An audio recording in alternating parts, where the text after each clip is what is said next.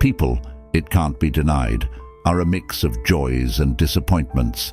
It's as if we're all on this journey filled with ups and downs, where the truth is they can lie, cheat, or even steal. Motivations? Sometimes so small, so trivial. It's a fact. People can be hard to deal with. But you know, a philosopher isn't someone who stays just in books far from reality. In the Stoic view, the philosopher is there, in the midst of everyday life, surrounded by people. Marcus Aurelius said something interesting. Be kind to them, have a good dose of patience. He saw people as our main occupation. There was no rigid separation between philosophy and people, between those considered great and those considered small.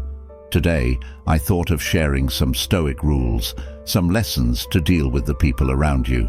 It's these lessons that help us bring out the best in them, not letting the crazy and annoying things they do affect us. It's as Epictetus said, people are not disturbed by things but by the views they take of them. It's in this reflection that we find the strength to deal with the complexity of human interactions, seeking to understand that, as challenging as they might be, they are an essential part of our path. 1. Give less importance to people's opinions. Marcus Aurelius emphasizes that we love ourselves more than others, but we worry more about what they think than our own convictions. It's crazy if you think about it. We know what's right, our values, what is meaningful, and our principles. It's in this core that we should seek our evaluation, in what we are capable of, in what we aim for. External approval, validation, or external outcomes, all of that is secondary. How many likes, views, that's not the essence. It matters if you said what you wanted to say, did what you wanted to do, if you gave your best in that.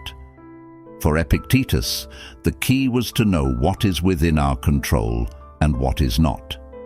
He said, "There is only one way to happiness, and that is to cease worrying about things which are beyond the power of our will."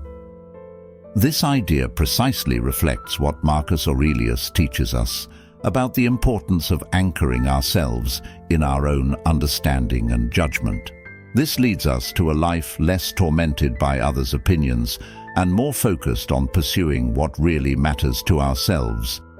Think of Seneca, who spoke a lot about the inner quest for serenity. In his work on the shortness of life, he emphasizes the need to live for ourselves, not for external expectations. He states, "We must live for our own sake, not for the sake of others." This message deeply resonates with the idea of not letting ourselves be excessively influenced by others' opinions. Looking at these great philosophers, we see their lives marked by challenges and moments of introspection. Marcus Aurelius, an emperor, faced numerous pressures and ethical dilemmas in his rule. Epictetus, a former slave, found in Stoic philosophy the key to his own inner freedom. Seneca, an influential advisor, delved into reflections on life and mortality while advising Emperor Nero. They teach us that the true value lies in how we see ourselves and how we live according to our principles, regardless of external opinions. It's an invitation to seek authenticity in our actions and thoughts, valuing what really matters to ourselves rather than getting lost in others' expectations. 2. Be honest. The cunning, the deceitful, the frivolous, the envious, the ridiculous, they will cross your path, but don't let their negativity envelop you. Being honest and truthful with yourself and with them is a challenge, even if that's the last thing they seek. Honesty is a fundamental principle in Stoic philosophy. Epictetus, for instance, addressed the importance of honesty as a means to achieve inner tranquility. He said, "It is better to suffer the truth than to deceive oneself."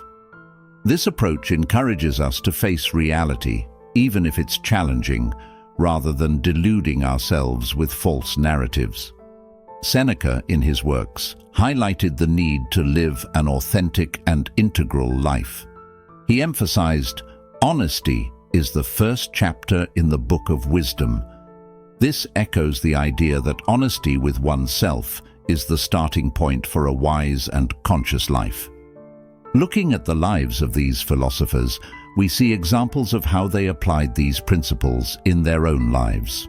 Marcus Aurelius, a Roman emperor, faced ethical challenges in a complex and often corrupt political environment. His meditations reflect his commitment to inner honesty and integrity despite external pressures. Epictetus, a former slave-turned-philosopher, lived a life of simplicity and integrity, seeking truth and virtue in his daily life.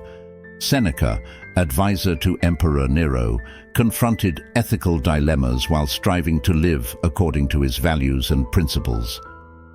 They teach us that in a world where dishonesty often seems to prevail, honesty with oneself and with others is a moral compass.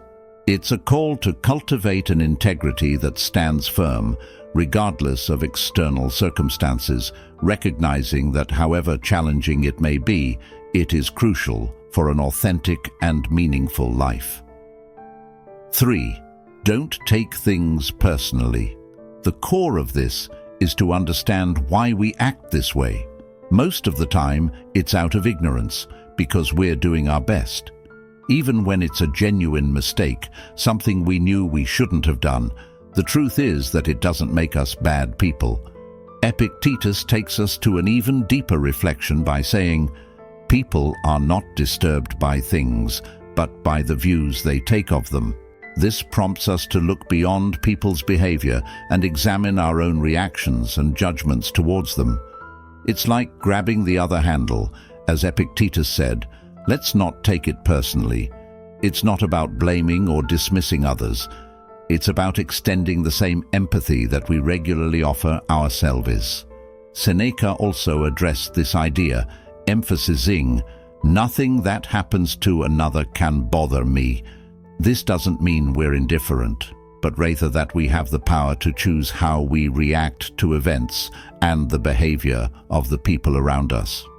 As we look at the lives of these Stoic philosophers, we see clear examples of how they applied these principles in their lives. Marcus Aurelius, facing challenges as a Roman emperor, practiced compassion and understanding even in adverse situations. Epictetus, with his life experience as a former slave, offered a unique insight into overcoming adversities through understanding one's own reactions. They invite us not to be disturbed by the actions of others, not to take those actions personally. Instead, it's an invitation to practice compassion, empathy, and understanding, recognizing that, as human beings, we're all subject to errors and questionable acts. It's a journey to look beyond external behavior and seek to understand the motivations and humanity behind each action. 4. Have patience. Yes, it's true. Marcus Aurelius's view of people can be quite blunt. He starts his meditations with a realistic look at how people can be difficult, how they lie, deceive, steal, often for futile and purposeless reasons. It's a challenging perspective, but he sheds a different light when he emphasizes that the only truly valuable thing in this life is doing what is right, being good. Patience is a recurring theme in Stoic philosophy. Epictetus reminds us it's not what happens to you, but how you react to it that matters. This idea invites us to cultivate patience in the face of adversities and the challenging behavior of people around us. Seneca also emphasizes the importance of patience by saying, patience is the key to all problems. This resonates with the idea that by accepting reality as it is, we develop an inner strength that allows us to face difficulties with calmness and balance. The Stoics teach us that, despite people's shortcomings and the difficulties they may bring, it's an opportunity to practice the principles of Stoicism. Marcus Aurelius, as an emperor, faced immense challenges dealing with problematic people and situations. He sought self-discipline and equanimity even in the face of injustice, staying true to his moral principles. Epictetus, who went through many hardships as a former slave, emphasized the importance of accepting what couldn't be changed and focusing on what was under his control, practicing patience and serenity in all circumstances. They show us that a Stoic isn't shaken by the difficult reality of human interactions. Instead, they see these challenges as opportunities to strengthen their own ethics and self-discipline. 5. Be an example. There's a profound beauty in being someone who uplifts others. That's what a Stoic represents, not just a role model, but an inspiration. Someone who, through the example they set, the work they do, the good they foster in the community, makes others better. It's one of the essences of Stoicism. Epictetus reminds us, don't explain your philosophy, embody it. That's the true essence of Stoicism, not just talking about values and principles, but embodying them in our lives. By becoming the best version of yourself, you naturally influence others to do the same. It's like a cascade effect of virtue and mutual improvement. The benefit is twofold: witnessing the good that spreads through the world and the people around you, while also finding happiness yourself. This connection between doing good and feeling good about oneself is central in Stoicism. Stoics, like Marcus Aurelius, exemplified these principles in their own lives. He, as a Roman emperor, sought to live according to his values, even in a complex and often corrupt political environment. Seneca, facing challenging situations as an advisor to Emperor Nero, emphasized the importance of leading an honest and virtuous life, serving as an example for others. They teach us that being an example isn't just about words, but primarily about actions. It's living by our highest principles and being a source of inspiration for others, not necessarily by boasting about our values, but by embodying them. 6. Ignore the critics. There's a humorous anecdote from Cicero about Cato, where he describes Cato as living as if within Plato's Republic, not in the ruins of Romulus. This signifies that Cato saw the world as perfect, as if everyone was good, and goodness was the only significant aspect. He remained unaffected by the fact that the people around him were corrupt, undeterred by others' lack of hope, or unconcerned about the chaos and decay around. For him, what mattered was what was right, and he disregarded what happened outside. When we look at things happening in the world, all the situations that could undermine our hope, break our hearts, trigger despair or discouragement, we, as Stoics, follow this example. We focus on what's right, on what's ethical. As Marcus Aurelius said, "Do what's right, the rest doesn't matter." This encompasses others' actions and prevailing opinions. Everything else is irrelevant. The focus is on acting correctly, regardless of what's happening externally. Stoics, in their practice, aimed to direct their energies toward what was under their control, ignoring what they couldn't change. They kept their focus on nurturing virtues and values, regardless of external circumstances. Cato, known for his integrity and determination, was a living example of this. He faced enormous challenges during his life, including a period of political turmoil in Rome, and remained true to his principles, ignoring adversities and focusing on what was right. This Stoic approach invites us not to be shaken by what's beyond our control, not to be influenced by chaos or external opinions.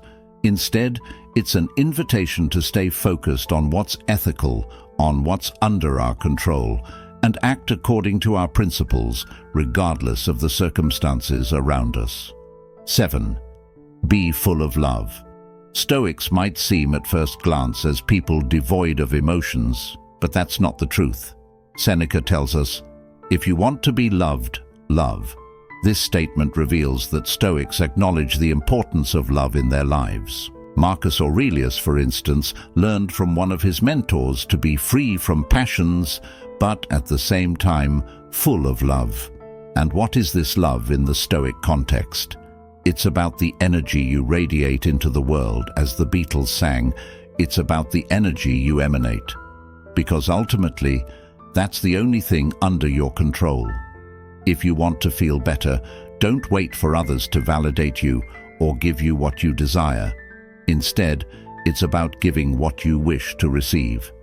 As Marcus Aurelius emphasizes, if you want to feel good, do good. Spreading love, affection, and kindness is the essence of Stoicism. Seeing each encounter as an opportunity to practice kindness, as Seneca advises us, is key. This doesn't just mean giving, but also being compassionate and kind to oneself and others. Stoics, despite their emphasis on rationality and serenity, recognize the importance of love and compassion in their lives. Seneca, an influential advisor, demonstrated compassion in his letters and teachings, emphasizing the importance of living a life connected to kindness and humanity. Marcus Aurelius, as a Roman emperor, sought to apply these principles in his daily life, practicing compassion and empathy in his interactions with others, even amid the challenges of his rule. 8. Stop comparing yourself to others. Comparing yourself to others is like allowing a thief to steal joy. This observation by Theodore Roosevelt resonates with the Stoic perception of the trap of comparisons. Marcus Aurelius, in his Meditations, challenges us to reflect on the futility of envy. He invites us to consider how foolish it is to envy others without truly understanding who these people are and what their lives are like. He encourages us to think about all the people who might also be envious, and to realize that if we were someone else, we might even envy our own life. For Stoics, these thought exercises are powerful tools for dealing with emotional impulses or destructive thinking patterns. There's no need to feel envious of others because, firstly, it's likely that others might envy you. The idea is to be content with what you have, to accept enough and allow that to be sufficient. This resonates with the notion of Epictetus, quoted by Seneca. He who is not satisfied with a little is satisfied with nothing. Stoics believed in recognizing the sufficiency in our lives. They emphasized that happiness isn't in the relentless pursuit of more, but in accepting the present and being content with what we already possess. This understanding helped them cultivate an attitude of gratitude and contentment, regardless of external circumstances. 9. Value loved ones. A very close cousin who grew up with me once sent me a message on WhatsApp saying he missed me because it had been a few years since we last met. Due to the busyness of everyday life, I kept putting off replying, and when I realized it, days had passed without responding to the message. Unfortunately, a few days later, he passed away due to COVID complications, and I didn't even have the chance to reply to his message. He was just over 30 years old and had been into sports all his life. I never imagined he would be one of the victims, which is why I postponed replying. The practice of memento mori, remembering that you and those you love are mortal, is a constant reflection in Stoicism. Life is unpredictable and fragile. As the Stoics say, the people you love, you do not possess. This notion reminds us of the transience of relationships and life itself. We can't take anything for granted, especially the people we love. We can't assume they'll always be around. The sudden departure of a loved one emphasizes the importance of not putting off, of not delaying the expression of our feelings and gratitude for the people we love. We shouldn't leave unsaid words, gestures of love, or forgiveness for later, because later may never come. This is one of the great lessons from the Stoics, to live in the present. We shouldn't hold grudges, we shouldn't go to bed angry. We must be present, appreciate and value the people around us now, because the future is uncertain. As they say, enjoy now while you can. The memento mori reminds us not just of our own mortality, but also the mortality of the people we love. This awareness guides us to act, speak, and think with consideration, especially towards the people who matter most to us.